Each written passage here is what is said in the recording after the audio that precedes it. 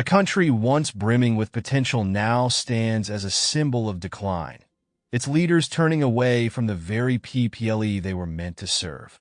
What happens when the destination you set out for is nothing like where you end up? When goals change, systems crumble, and nothing resembles what you thought you knew. Iraq once stood as the beacon of progress, but today its story is one of forgotten promises. Once the cradle of civilization, now an embodiment of missed opportunities and broken futures. It's difficult to reconcile Iraq's past and present, especially when we reflect on the tragedies that seem to dominate the headlines: human rights violations, civil unrest, and a government that seems more focused on control than the well-being of its citizens. It's easy to see a country spiraling out of control, but this wasn't always the case. Not so long ago, Iraq was a land of promise, the birthplace of humanity's earliest advancements. But somehow, today, it's a land where those advancements seem lost in the sands of time. But here's something you may not know. Iraq was a pioneer. The first Arab nation to have a female minister. Iraq passed a law that gave women the ability to file for divorce in 1980, and the constitution mandates that 25% of government seats must be occupied by women. In the 80s, they also gained the right to vote, marking progress that many other Natians could only dream of. But as time passed, Iraq's trajectory took a sudden and dramatic turn, heading down a path no one could have predicted. What was once a cradle of ideas became a land dominated by violence and greed. But what if this decline wasn't inevitable? What if it was a series of decisions made in moments of greed and power that led the nation astray? Imagine a time when this land wasn't just a shadow of its former self, but the birthplace of some of the earliest civilizations. Mesopotamia, Iraq's ancient predecessor, was home to the Sumerians, Babylonians, and Assyrians. Thousands of years ago, the region pioneered astronomy, mathematics, and urban planning, laying the foundations for the future. What makes Mesopotamia so fascinating is that it wasn't just about the ancient empires that rose and fell. What really defined these civilizations was their tools, the evidence of human ambition. The earliest writing system, cuneiform, originated here, along with the first known cities. These were places where people didn't just live, they thrived, they innovated, they created. They had no idea the profound impact they would leave on humanity. But they understood something. Progress isn't a random event. It's a natural evolution, born from the pursuit of knowledge and advancement. Iraq, once home to some of the world's earliest and most influential civilizations, has become a battleground for resources that could have made it rich beyond measure. The Tigris and Euphrates rivers, the lifeblood of Mesopotamian civilizations, still run through the region, offering resources that the world desperately covets. Oil, gas, the very resources that Iraq was built on, yet resources that have now been the cause of its downfall.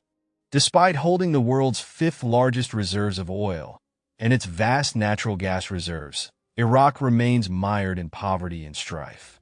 How could a land that once nurtured civilizations fall so far? The answer lies in the brutal intersection of corruption and power. Iraq's leaders stopped focusing on the future of their people and instead turned their attention to lining their pockets. The wealth of the nation was siphoned off by corrupt elites, leaving the citizens to suffer. The oil, which should have been a source of prosperity, became a source of endless conflict, not just within Iraq, but between competing global powers seeking to control these riches. It's a story all too familiar. Countries rich in resources are often exploited and left in ruin, while the rest of the world grows fat on their wealth. Take the example of the Congo, South Africa, or India, nations where valuable resources were plundered, but where the people remained poor and oppressed. In Iraq, the same pattern unfolded. The country's oil reserve should have made it a wealthy nation.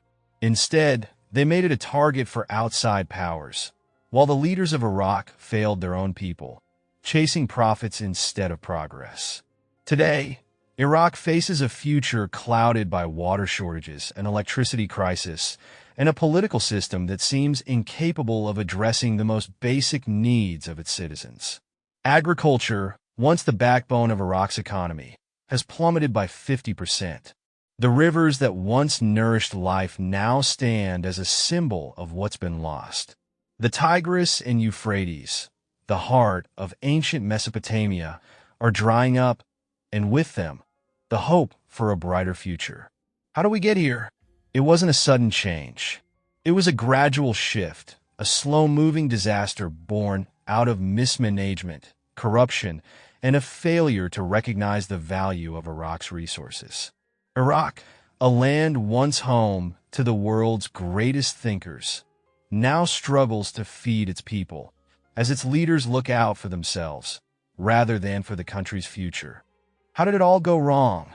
The real tragedy of Iraq is that its collapse wasn't due to a lack of resources or a lack of potential.